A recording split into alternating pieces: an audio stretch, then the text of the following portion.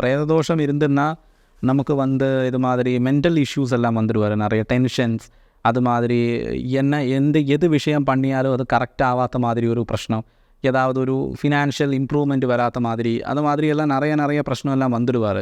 இந்த பிரேத பாதான்னா இந்த நமக்கு ஏதாவது ஒரு விஷயத்தை பாதிச்சா அது பாதான்னு சொல்லுவார். அப்போ இந்த மாதிரி பாதா விஷயம்லாம் நமக்கு வந்துன்னா நமக்கு நிறைய டிஃபிகல்ட்டிஸ் வருவார், பிளாக்ஸ் வருவார். இப்போ நம்ம ஏதாவது ஒரு பிஸ்னஸ் ஸ்டார்ட் பண்ணி நினச்சிக்கோ, எவ்வளோ ட்ரை பண்ணினாலும் அது டவுன் தான் போயிட்டு இருக்கும்.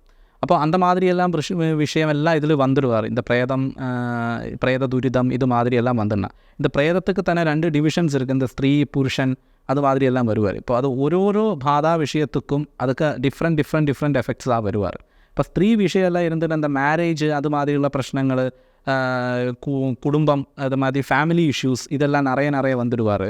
அப்போது அதுக்கெல்லாம் இந்த பிரேதம் எது மாதிரிയുള്ള பிரேதம் நம்ம எஃபெக்ட் பண்ணுறதுன்னு கரெக்டாக அனலைஸ் பண்ணியதுக்கப்புறம் அதுக்கு பரிகாரம் பண்ணணும். அப்போ தான் அது கரெக்டாக வருவார்.